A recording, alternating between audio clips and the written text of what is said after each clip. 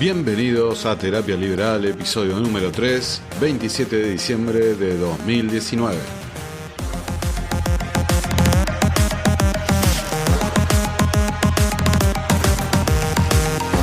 El tema de las retenciones, bueno, yo soy de la provincia de Córdoba, es un tema álgido, siempre lo fue, ¿no es cierto? No es que nosotros estemos a favor de las retenciones, nadie está a favor de las retenciones, simplemente que la Argentina que vivimos, hoy vivimos una Argentina donde el 50% de la gente es pobre o indigente. Vivimos en una Argentina que está implosionada. Recibimos un gobierno que no tiene caja, no tiene recursos, no nos podemos endeudar. Entonces la macroeconomía es simple. O usted imprime plata, lo que provoca un desgaste más grande, o trata de solucionar a una Argentina posible entre las posibilidades que tiene. Entre las posibilidades que tenemos, la ley de emergencia que hizo. Bueno, primero pensamos en ese 50% vulnerable, muchos no tienen para comer, y le pedimos al resto que haga un esfuerzo para acompañarnos. Lógicamente que hacer un esfuerzo es un problema, pero ese es el único modo. Porque usted tiene dos modos, o genera recursos, este es un modo, porque es por la vía impositiva, o tiene exportaciones que la estamos trabajando, o de lo contrario toma crédito, pero la Argentina está de rodillas con el crédito, porque nos hemos endeudado en 276.000 millones de dólares. A mí me parece que en ese aspecto es un proyecto equilibrado, racional. Yo creo que lo van a hacer ver así los mercados, lo van a hacer ver así los formadores de opinión, porque es del modo para salir, estamos en una emergencia. El tema del campo es un tema difícil. Lo que pasa es que usted habla de exigirle esfuerzos a algunos sectores, ¿no? En algunos casos son sectores realmente muy golpeados, como por ejemplo los jubilados. Y en otros casos, la realidad del campo es disímil con respecto a la escala de las economías de los productores, y lo que mucha gente se pregunta, y así se está manifestando también en distintos espacios de opinión para el ciudadano común, es cuándo viene el esfuerzo también por parte de la clase política. Por eso me parece la indignación con respecto a lo de las jubilaciones de privilegio. Sinceramente, eso no me parece serio, porque el esfuerzo de la clase política, ¿cuál es? Yo trabajo para venir acá, no es que me regalan el sueldo, ¿no es cierto? Me parece a mí de que hablar del esfuerzo de la clase política es no entender al Estado. La clase política no es un elemento fundacional o productivo del país, es la clase política, como es la clase sindical, como es la clase empresaria, como serán los trabajadores como ustedes. Todos tenemos un trabajo, pero la clase política no es la que hace esfuerzo. La clase política dicta normas y gobierna del modo que le parece que es el más adecuado. Yo creo que la verdad hay que agradecerle a este señor por la sinceridad extrema que tuvo. Realmente se ha expresado lo que piensan todos los políticos, lo que piensan todos los funcionarios, que piensa realmente hasta diría la mayoría de los periodistas, pero que nadie se anima a decirlo, que en realidad vivimos en una sociedad al estilo de la sociedad india de antigüedad, con un sistema de castas. Tenemos por un lado la casta política, que como bien dice el señor Caserio, no es la que hace esfuerzos, es la que dicta normas y gobierna.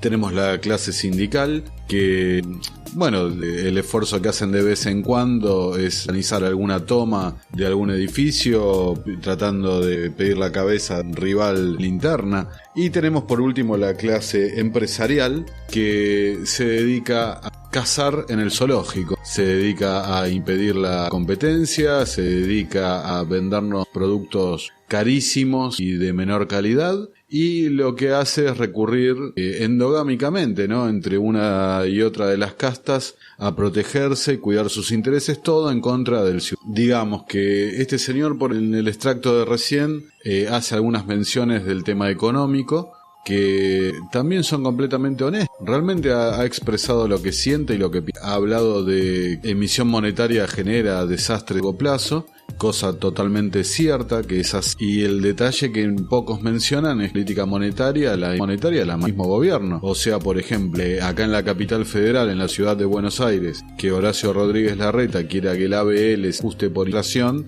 la misma inflación que generan los políticos, ¿no? En este caso a él no le toca manejar la maquinita, pero le toca beneficiarse en consecuencia. Por el otro lado, el señor Caserio dice que el país está endeudado con miles de millones de dólares, creo que 248. Ahí sí se les tira, por realidad es deuda que ya el país viene arrastrando, una deuda que ha pasado del 30 a 40% del PBI a casi el 100%. Entonces el punto Pero el punto principal de lo que dice Caserio es realmente cómo nos ven los políticos, cómo aprovechan privilegios, cómo los ocultan detrás de bonitos y sensibleros, cómo lo defienden a capa y espada a las otras dos castas de nuestro país. Por ejemplo, fíjense, ¿no? La declaración más importante de Caserio es: todos tenemos un trabajo. Él dice que a él le pagan por ir a accionar, a legislar y demás. Entonces a él no le corresponde el esfuerzo porque está para otra cosa, dirigir y gobernar. Pero bueno, el trabajo de él evidentemente se considera un trabajo superior a vos y yo.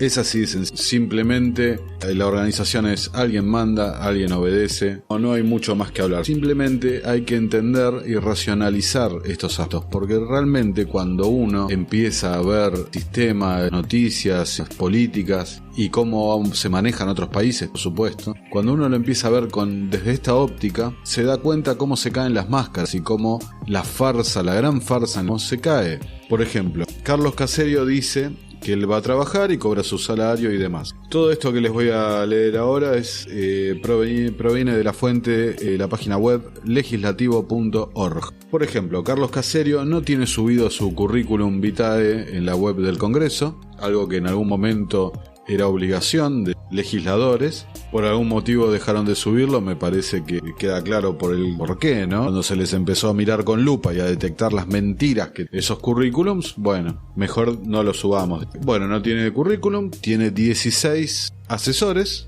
estos los declarados en la página del Congreso, lo que pude averiguar porque realmente no hay tanta información. Supongo que los oyentes de la provincia de Córdoba sabrán mucho más y tendrán más contacto con esto. Pero por ejemplo, Carlos Caserio solamente tuvo un trabajo en el sector privado en toda su vida, que fue en una empresa de tractores llamada Debut, ¿no? Digamos que, si como ya venimos diciendo en el episodio 1, episodio 2, y diremos hasta que termine este ciclo, el que genera riqueza y genera valor y que da trabajo y que genera capital y consumo es el sector privado, no es el sector público. Algo que se repite mucho en los legisladores es su abstinencia de empleos en el sector privado. Entonces, qué difícil que es que legislen sobre algo que no conocen. Y hablando de legislar sobre lo que uno no conoce, por ejemplo, tenemos aquí las comisiones que integra el señor Caserio. Caserio es vocal en las comisiones de Agricultura, Ganadería y Pesca, Infraestructura, Vivienda y Transporte, Población y Desarrollo Humano, Turismo, Seguridad Interior y Narcotráfico, y en la de Acuerdo. ¡Wow! ¿No? O sea, claramente es una persona que muchos temas, muchos temas. Cultura, ganadería y pesca, que por su relación con el campo, allá de Córdoba, infraestructura, vivienda y transporte, población y desarrollo humano. Él sabe, ¿no? Claramente humano y cómo se va. Perdónenme que me trabe en esto. Población y desarrollo, turismo, seguridad interior y narcotráfico y acuerdo. Este hombre sabe de todo, entonces está bien justificado que si 6 asesores, que son tantos temas los que abarcar en su agenda. Pero ahora, entre paréntesis, no quiero que piensen que ensaño Caserio, sino que busquemos, legislador que busquemos, sea del partido que sea, vamos a encontrar lo mismo, encontrar que ocupan 6, 7 comisiones, que realmente es probable que una persona tanto conocimiento, tanto expertise en áreas tan disímiles como estamos hablando, pero ahí están. Y como dije en el capítulo anterior, la política es un gran sistema de lobby al servicio de distintas corporaciones o grupos, factores de poder, como diría un político. Distintos factores de presión es una manera elegante de llamar al lobby. Uno va y golpea la puerta del legislador amigo con alguna propuesta, con favor, y así aparecen los proyectos de ley, como tantos que acostumbrados a ver en la ley de góndolas, de alquileres, aumento de pensiones, ley solidaria, etcétera, etcétera. Siempre en todos estos proyectos, en estilo de esta tendencia de planificar la economía, planificar el desarrollo humano de la sociedad, aparecen estos siempre beneficiados, porque no hay otra manera la manera de realizar el beneficio general conjunto es justamente no planificar y no limitar el crecimiento que surge del propio mercado, es decir, del sector privado. Mercado mismo se encarga de premiar mejor, cumplen servicios, factores sociedad, se encarga de castigar. Entonces, querer desarrollar todo un sistema mediante legislación, beneficios, proyectos de ley, etcétera, etcétera, para beneficiar a un grupo, claramente ese beneficio es a costa de otro grupo. Pero bueno, siguiendo con el señor Caserio, acá tengo por ejemplo, dije que había tenido un muy fugaz paso por el sector privado, por ende, bueno, tuvo un largo y fructífero desarrollo por el sector público. Entonces, por ejemplo, el señor Caserio fue subsecretario de Mercados de Alimentos entre el año 98 y 99, trabajando para la Secretaría de Agricultura, Ganadería y Pesca de la Nación. Trabajó en el Ministerio de Obras Públicas en Córdoba entre el año 99 y 2003, fue ministro de Gobierno de Córdoba y fue director de la Administración Nacional de Seguros de Salud, y desde el año 2003 en adelante ha sido diputado nacional por Córdoba y en la actualidad senador provincial por la... O sea, es una persona que, al menos según lo que pude, dificultosamente tengo que decirlo, recolectar de información, desde el año 98 para adelante ha sido funcionario público, ha vivido del erario. Como senador está cobrando un sueldo bruto de 162.600 pesos, traducido una dieta 142.600 más gastos de representación 20.000. Después cobra un plus por desarraigo por 23.105 y tiene 40 órdenes de pasajes oficiales, de los cuales 20 serán aéreos y 20 terrestres. Imagino que se acuerdan todos, ¿no? El escándalo que hubo con oficiales y demás. Pero bueno, repito una y otra vez, hago el detalle de Carlos Caserio, obviamente por simpática declaración, reconoce que existe una aristocracia, una casta, que es la política, por sobre la voluntad y sobre los derechos individuales de todos los demás ciudadanos. Pero repito, es lo mismo Carlos Caserio que Ingo Pérez o Betty la Fea. Es todo lo mismo. Realmente todos los políticos se repite la misma historia, ¿no? Una ausencia total de memoria, de moral, una hipocresía galopante y muchísimos cargos repartidos entre los amigos, dividido una fortuna incipiente y conocimientos en los temas más diversos, aunque jamás haya tocado ni un video de YouTube sobre el tema. Bueno, esta semana realmente ha sido una semana movida. Vamos a algunas noticias que han llamado la atención. Tengo que decir entre paréntesis que interesante, ¿no? Que en la Argentina lo que es una noticia el lunes, quizás el viernes a la hora de grabar este podcast, esa noticia ya esté desmentida, cambiada, modificada, anulada o reemplazada por una peor. Algunas veces por alguna mejor, pero las menos. Realmente vivimos en un país que creo que nos hemos acostumbrado a un nivel de locura absoluto, como también nos hemos acostumbrado a un nivel de falla y respeto por la libertad individual y la propiedad privada de niveles realmente propios una nación satélite de la República Socialista Soviética. Por ejemplo, miren las noticias de esta semana, ¿no? El gobierno está trabajando, reuniéndose, de vuelta como dije antes, ¿no? ¿Reuniéndose con quién? Con sindicalistas y empresarios. O sea, con las otras, la casta política se reúne con la casta sindical, que se reúne también con la casta empresaria. ¿Para qué? Para decretar un aumento para el sector privado, y el mismo va a ser en cuotas y remunerativo. Bueno, señores, ya a esta altura tenemos que entender y tener claro que más allá de que uno sea liberal, que uno sea anarcocapitalista, de que uno sea o ultra socialdemócrata, decretar un aumento en el sector privado vía imposición es una locura. ¿Por qué? Porque el sector privado tiene su propiedad privada y es el que conoce y sabe y el que trabaja día a día y es el que analiza si se puede realizar o no un aumento de salario a sus trabajadores. Es el que ve los costos y los beneficios y es el que analiza cómo se va a financiar esto, si conviene o no. Porque realmente, si yo hago por decreto que la empresa Pepito le aumente 5.000, 10.000, 50.000, que sea, pesos remunerativos, después vamos a eso, a toda su plantilla, a toda su nómina, existe la posibilidad de que la empresa Pepito no pueda afrontar aumento salarial y quiebre y desaparezca, y los 5, 10 empleados que tiene la empresa Pepito van a pasar a ser desempleados, o inclusive se puede dar la paradoja de que los 5 o 10 trabajadores de Pepito prefieran trabajar en negro para no sufrir una retención sobre su salario, una deducción sobre su salario. Entonces, de vuelta a lo mismo, quieren planificar, traer alegría a costa de otro. Entonces, ¿qué pasa? Los empresarios ganaron mucho, los empresarios son malos, es moral. Bueno, señores, el PBI, la manera de medir, que realmente a mí me parece muy relativa, dejémoslo ahí, el PBI, como se mide la riqueza de un país, es variable y depende de la riqueza que se genere. Entonces, si vos tenés cada vez menos sector privado para generar riqueza, ¿qué va a pasar?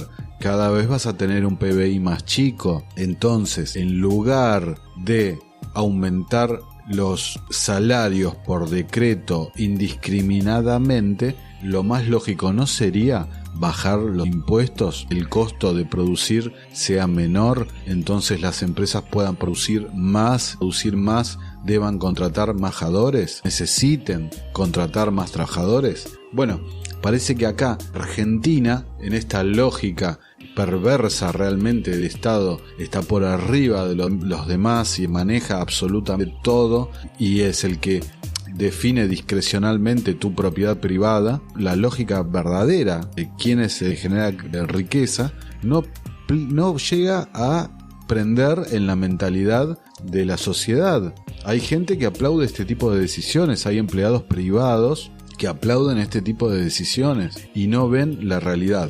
Y no menciono a los políticos porque los políticos se aprovechan de esto. De vuelta, es el club del lobby.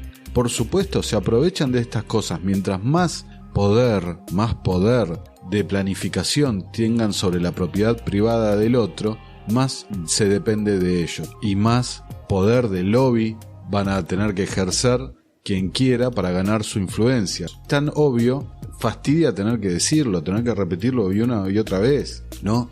Por un lado te dicen, tenés que pagar doble indemnización a tus trabajadores, ¿sí? Entre paréntesis, o sea, ¿creen que no hay gente que busque que los despidan para cobrar la doble indemnización? Bueno, no importa. Por un lado tenés doble indemnización, por el otro lado tenés aumento de impuestos, por el otro lado aumento de los costos de producción, ¿sí? Vía devaluación 30% por dólar, operaciones en dólares, el mal llamado dólar turista, más ahora aumento de los costos, dando sumas remunerativas a los empleados en forma discrecional. Ahora, ¿y cuál fue el beneficio que le dio el Estado a las pymes a través de la ley de solidaridad? ¿Cuál fue? Moratoria en las deudas con el Estado. O sea, hay un reconocimiento implícito de que el mayor acreedor de las pymes es el mismo Estado.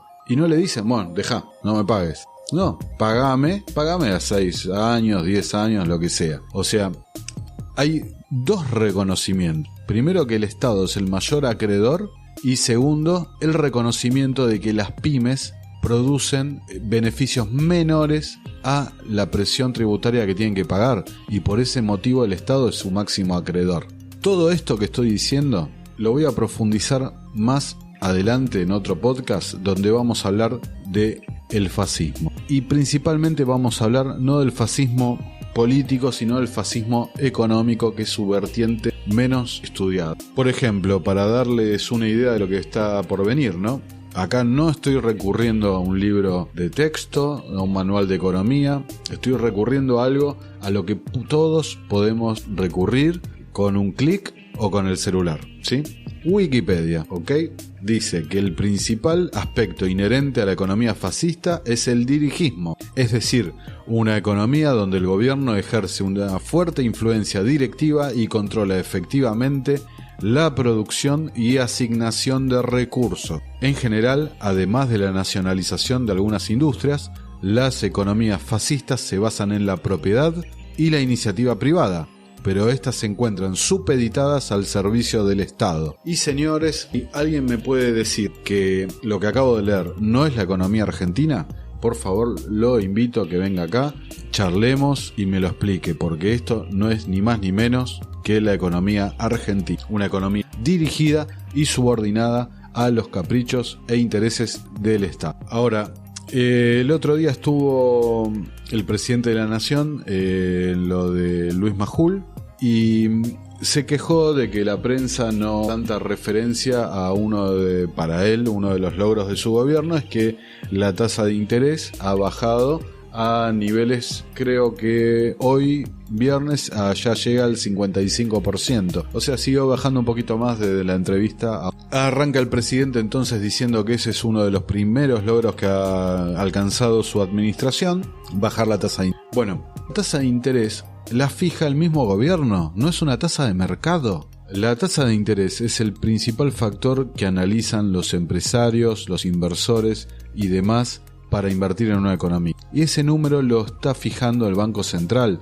Este número lo fija en Estados Unidos la Reserva Federal. Es un número, no es de mercado, es un número fijado por la propia política. Entonces, no es ningún logro que hayan decidido bajar la tasa fijando por decreto un número o por circular un número o por acuerdo un número. No es ningún logro. Aparte, ¿cómo funciona? El Banco Central sale con un número, 55, ¿sí? El que aprovecha ese número, después del Banco Central, es el Banco Nación, donde sale a ofrecer plazos fijos en consonancia con el número que ofrece el Banco Central. Después, el sector privado, el sistema financiero privado, para competir y no quedarse sin gente, salen a ofrecer números similares y ahí empieza la pelea. A ver quién ofrece un puntito más, un puntito menos, para prestar, para el plazo fijo, lo que sea, ¿ok? Ahora, si el número lo fija el gobierno y después usa como agente a otro organismo público, otro ente público como es el Banco Nación, ¿sí? ¿Dónde está el gran logro de eso? De vuelta, es otra directiva política. Están dejando la tasa de interés, están bajándola artificialmente con la idea de que la gente pueda licuar deudas y con la idea de que haya más crédito y por ende más actividad, mayor actividad económica, mayor consumo, ¿sí? Ahora, ¿qué pasa si por el otro lado la política monetaria está marcando una inflación que por ahora va cómodo al 50%? O sea, guarda, porque un despegue de esa tasa de inflación y por el otro lado una baja artificial de la tasa de interés va a provocar que haya tasa negativa nuevamente, pero tasa negativa muy negativa respecto a los años anteriores. Entonces, ¿qué va a provocar? Va a provocar una estampida, una salida de capitales del sistema financiero que se van a ir lógicamente a refugiar al dólar blue o quizás a otros activos económicos, bolsa, acciones, no sé. Pero por supuesto que no van a quedar en el sistema financiero. Porque para obtener una tasa negativa que te coma capital, la verdad no hay ningún incentivo para hacerlo. Guarda con estas medidas económicas que, de vuelta como dije antes, benefician a uno, perjudican a otro, ¿ok? Y acá en este caso están partiendo de un error de concepto, ¿sí? Que bajar las tasas artificialmente va a provocar un shock de consumo, ¿no? Y se están olvidando el factor inflación. Se están olvidando el factor inflación que puede destruir en este combo el capital de los argentinos. En línea con lo que estoy mencionando de la inflación, en otra de las noticias de la semana, el presidente del Banco Central, Miguel Pelle, adelantó que estudian emitir nuevos billetes por 2.000 y 5.000 pesos. O sea, la destrucción del signo monetario llamado peso argentino ya se puso en marcha. Hace 2 años empezó la carrera hacia el final del peso argentino y poco a poco lo vamos viendo. En mi niñez me acuerdo, australes medidos en 10.000, 20.000, 100.000 australes, ¿no? Y vamos rumbo a eso. Es muy difícil que no se vea claramente el rumbo que estamos tomando y que haya una amnesia tan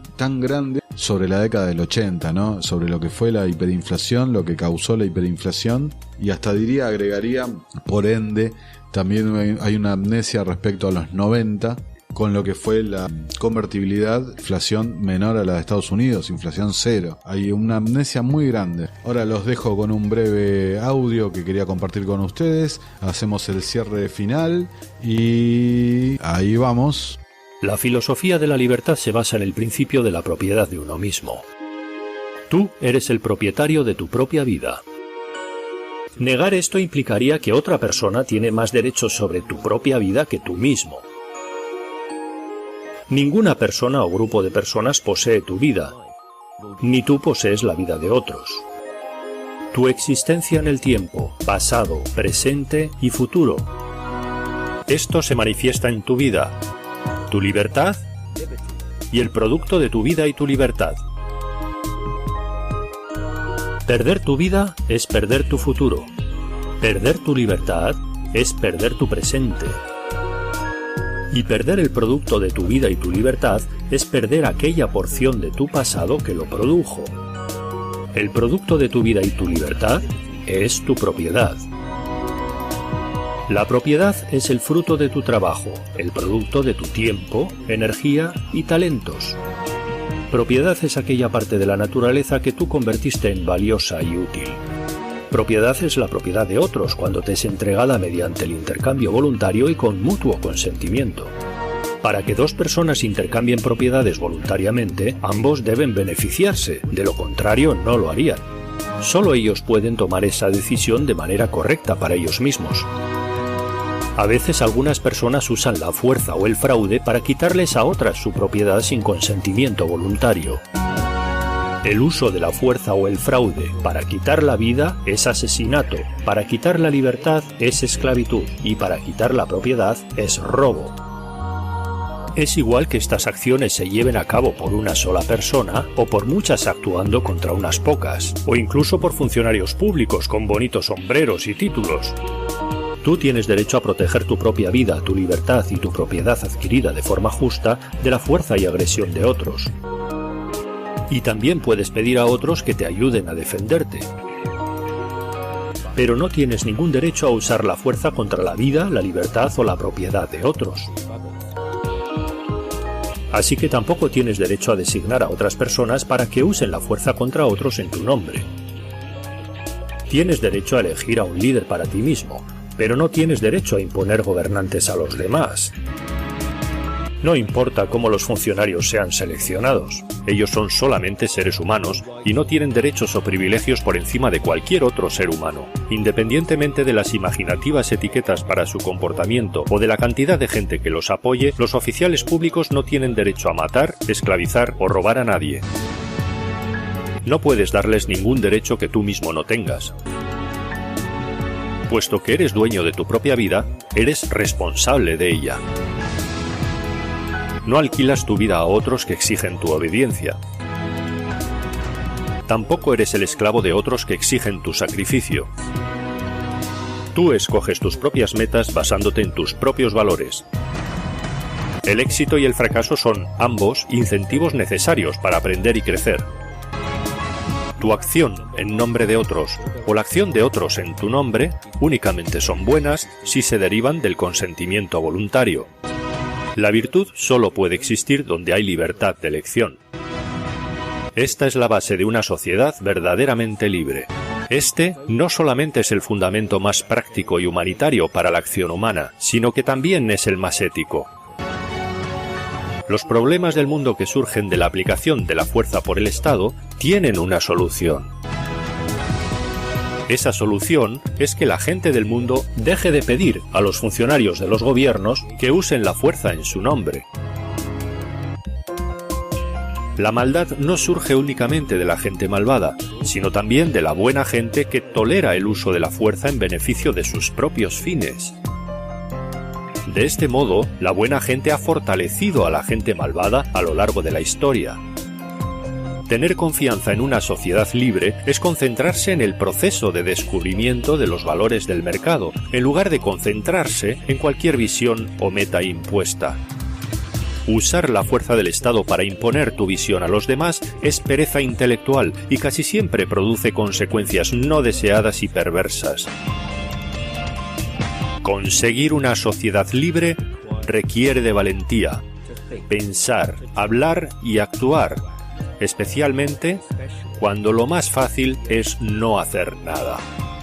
Bueno, muy poco para agregar al magnífico audio que les acabo de compartir. Simplemente dense cuenta, analicen, piensen esto. La riqueza la genera el sector privado. El sector público vive de quitar esa riqueza al sector privado y distribuirla a gusto y a piacere. Entonces, ¿a quién le conviene que haya pobres y haya crisis y cada vez las situaciones sociales sean más. Al Estado, porque en una situación de crisis se pide más Estado, pensando que es el que va a responder y es el que va a ayudar y va a sacar adelante a la gente. Pero no, lo que saca adelante a la gente es el sector privado. Es el sector privado mediante nuevos emprendimientos y con colaboración entre sí. Ahora, no es casual que las sociedades más libres del mundo sean las más ricas y menor cantidad de pobres. No es casualidad que por el contrario, sociedades más reprimidas, donde hay mayor intervención del Estado en la economía, son los países con mayores índices de pobreza, mayores índices de desempleo e inclusive como el ejemplo de Argentina, mayor delincuencia y mayor criminalidad. No es casual una cosa con la otra. Los dejo hasta la próxima semana. Un fuerte abrazo a todos.